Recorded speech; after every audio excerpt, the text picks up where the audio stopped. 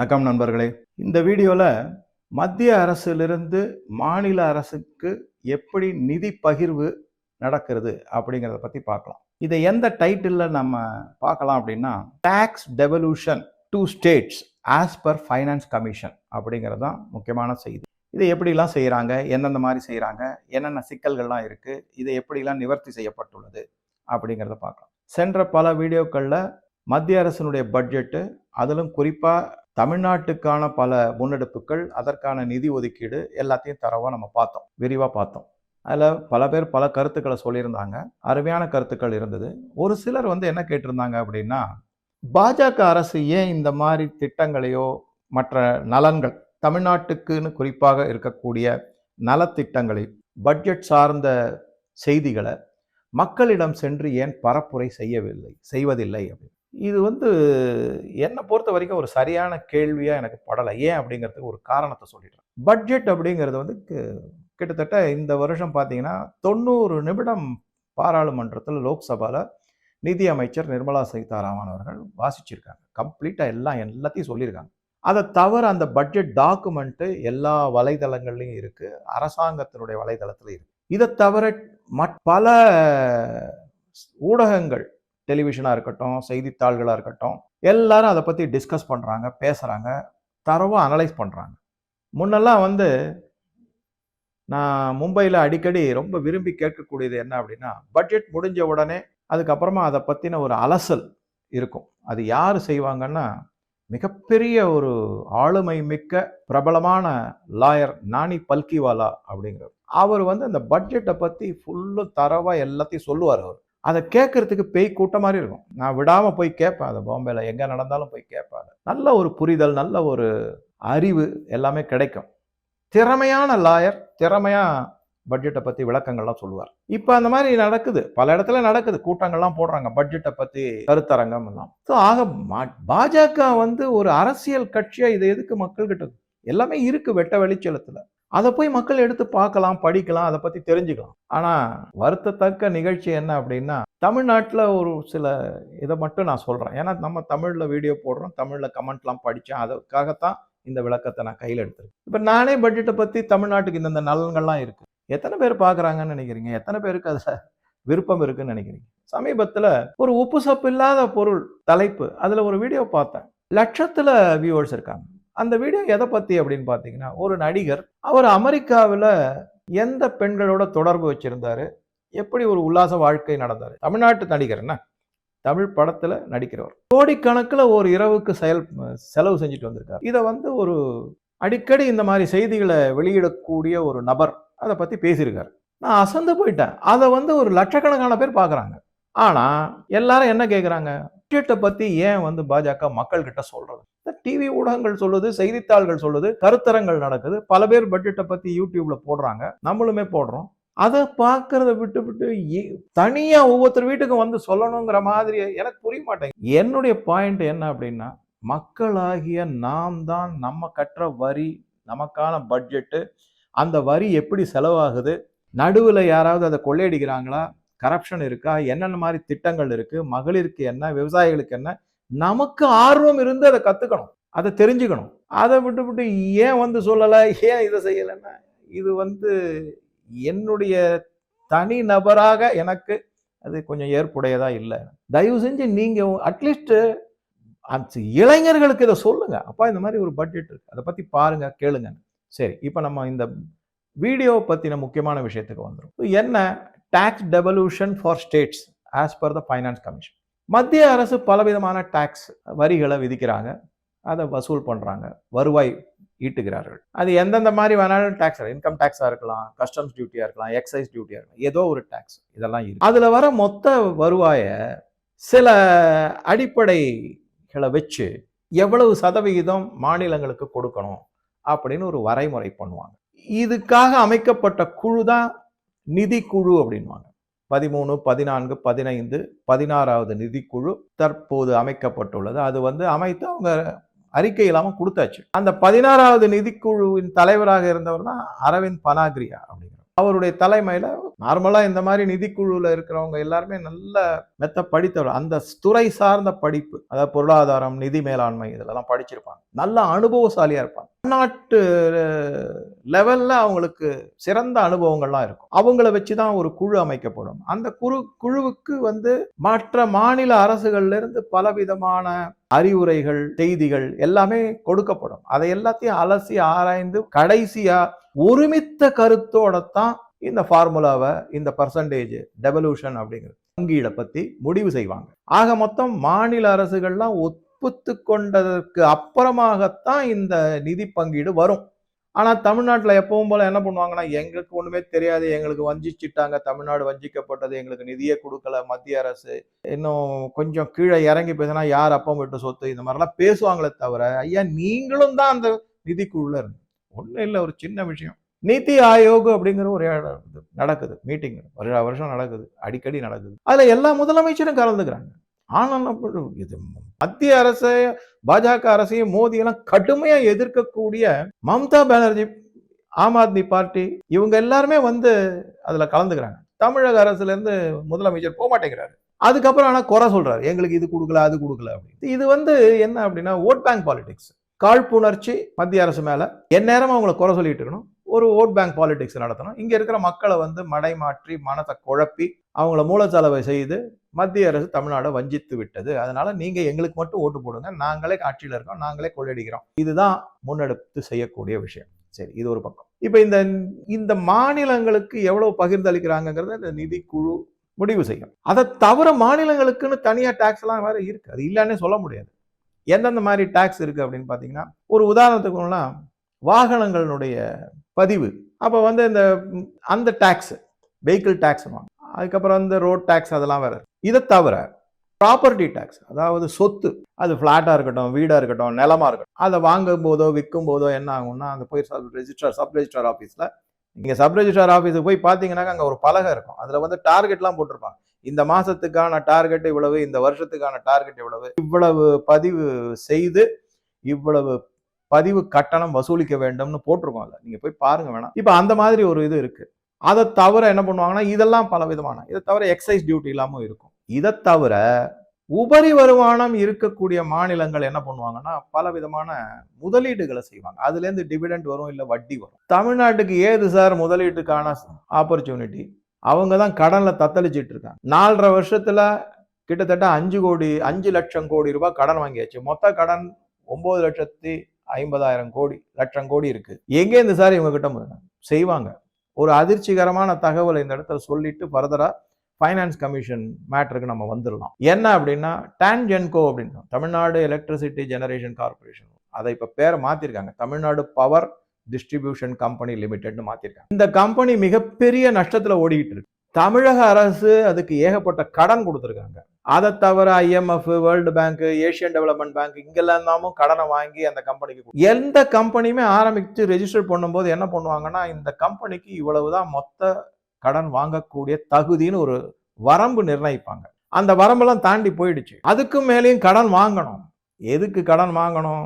சம்பளமே கொடுக்க முடியல சார். மின்சார நுகர்வோர்கள் கட்டுற பணம்லாம் என்ன, அது எதுக்கு போகுதுன்னு பகவானுக்கு தான், கடவுளுக்கு தான் வெளிச்சம். ஆக மொத்தம் கடன் மேல கடன். என்ன பண்ணிருக்காங்கன்னா, சமீபத்துல அந்த கடன் வரம்ப, உச்ச வரம்ப 1.27 லட்சம் கோடி வரைக்கும் நீங்க கடன் வாங்கலாம்னு சொல்லிட்டாங்க. அது போர்ட் ஆஃப் டைரக்டர்ஸ்லாம் அப்ரூவல்லாம் கொடுத்து, தமிழ்நாடு அரசும் அப்ரூவல் கொடுத்து முடிச்சாச்சு. இதுக்கு நடுவுல தான் ஒரு பிரச்சனை வந்திருக்கு. அதிர்ச்சிகரமான தகவல்ங்கிறது நான் சொல்றதே தான். இந்த கம்பெனி, இந்த தமிழ்நாடு பவர் டிஸ்ட்ரிபியூஷன் கம்பெனி இருக்குங்களா, இதை ஆடிட் பண்ணியிருக்காங்க. அதை ஆடிட் பண்ண போது பார்த்தா எதுக்கு இவ்வளவு கடன் வாங்கினாங்கன்றதே தெரியல.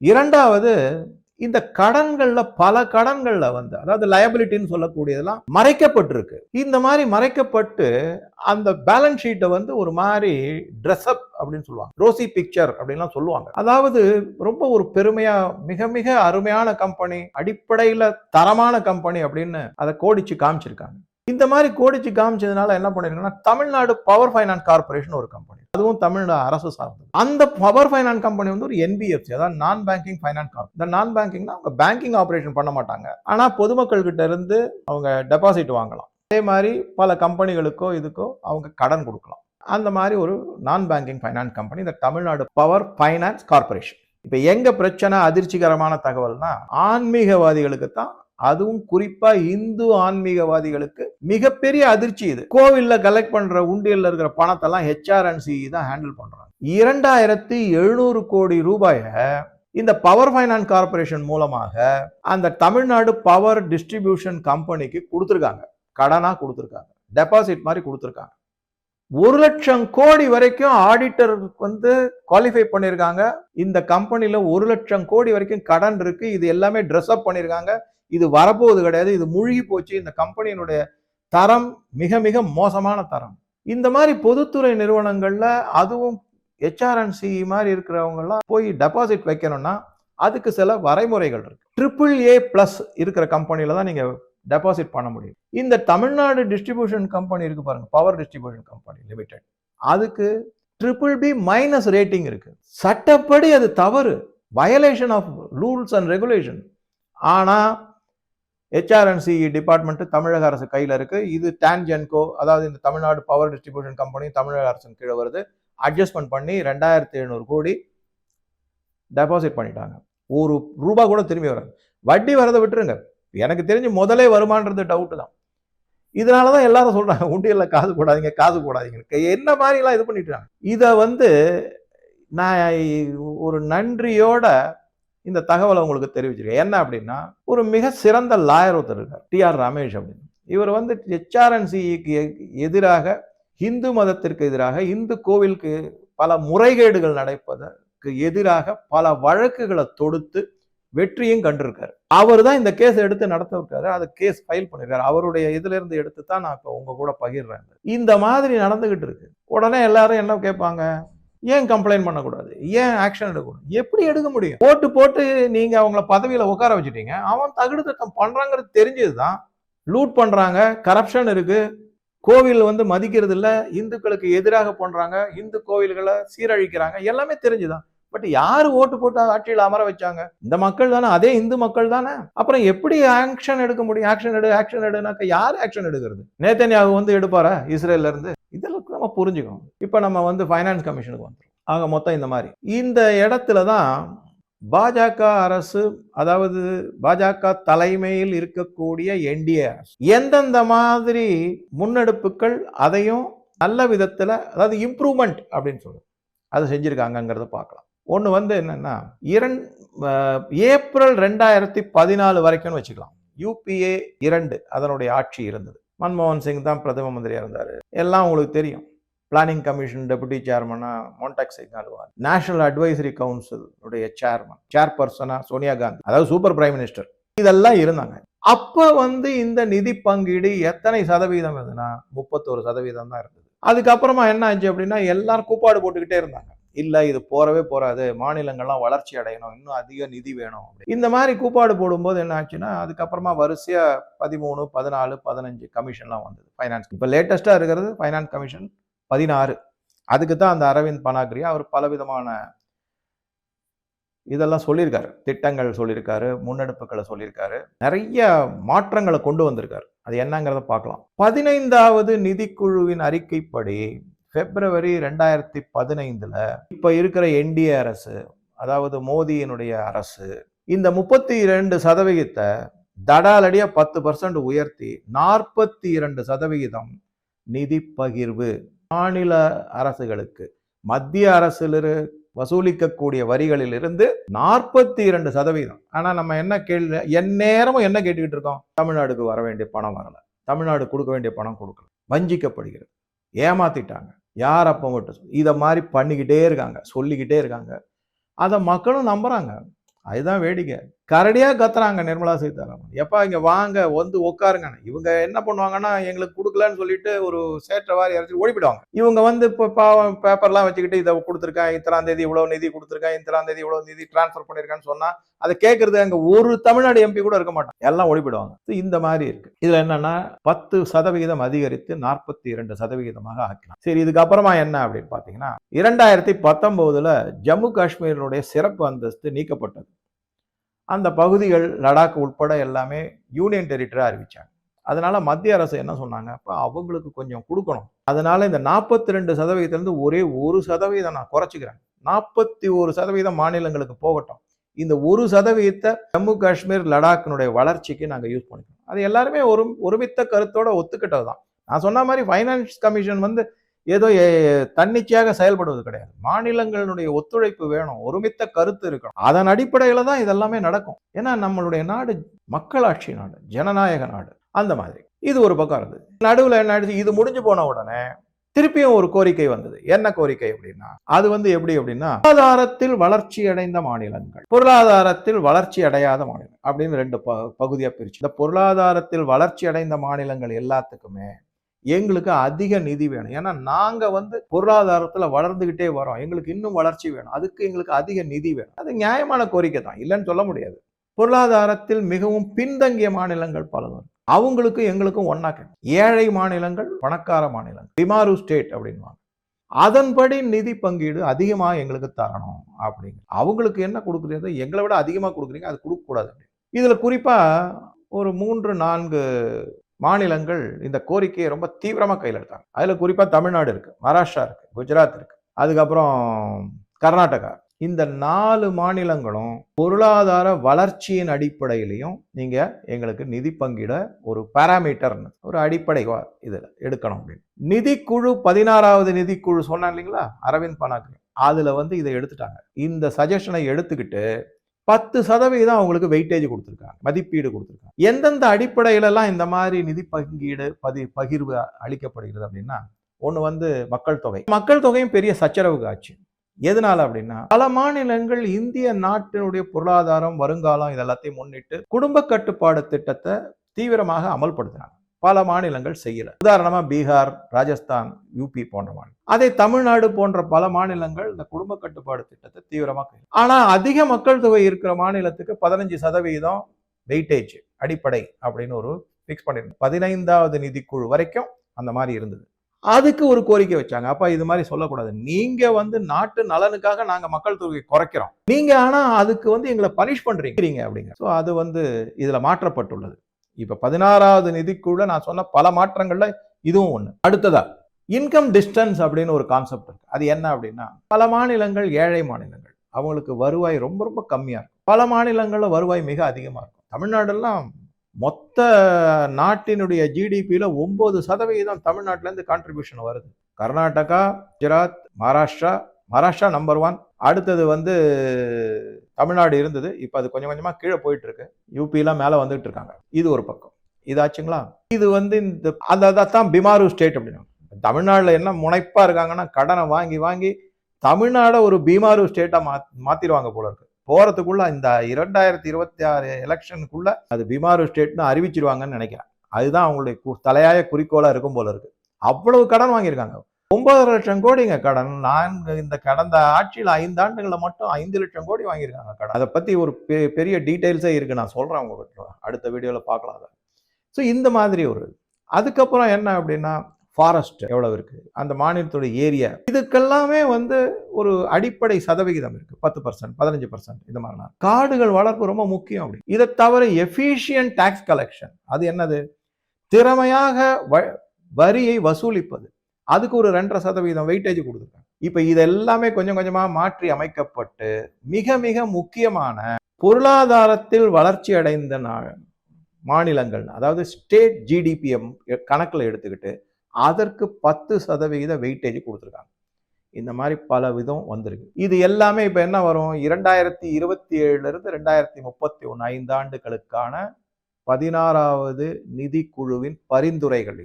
இது எல்லாத்தையும் முன்னெடுத்து செய்ய போறாங்க. எல்லாரும் ஒத்துக்கிட்டாச்சு. ஆட்சி இன்னும் 1 வருஷம் தான். அதுக்கப்புறம் அடுத்த நிதி குழுவினுடைய பரிந்துரைப்படி எல்லாமே வந்துடும். அப்ப என்ன ஆகும் அப்படின்னா, இந்த பாராமீட்டர்ஸ் எல்லாம் மாத்தி அமைக்கும் போது தமிழ்நாட்டுக்கு மிகப்பெரிய அளவுல நன்மை வரும். நிதி பகிர்வு அதிகமாகும். உடனே சிரிச்சுக்கிட்டே கேட்காதீங்க, சார் நீங்க எவ்வளவு நிதி கொடுத்தாலும் கொள்ள தானே சார் அடிக்க போறாங்க, ஊழல் தானே சார் செய்ய போறாங்க. என்ன செய்யறது, நம்ம ஊழலற்ற ஆட்சியை கொண்டு வருவோம், அவ்வளவுதான். 26 கையில, நம்ம கையில தான் இருக்கு, ஒரு விரல்ல கொண்டு வாங்க. இதை தவிர பல மாநிலங்கள், இப்ப வந்து ஹரியானா போன்ற மாநிலம், யூபி போன்ற மாநிலங்கள், இவங்கெல்லாம் இதுல வந்து பயனடைய போறாங்க அப்படிங்கிறதான் மிக மிக முக்கியமான செய்தி. ஸோ இது ஒரு பொருளாதாரம் சார்ந்த ஒரு செய்தியாக இருக்கிறதுனால பல பேருக்கு இது தெரிஞ்சிருக்கும், பல பேருக்கு இது தெரியாம இருக்கும்.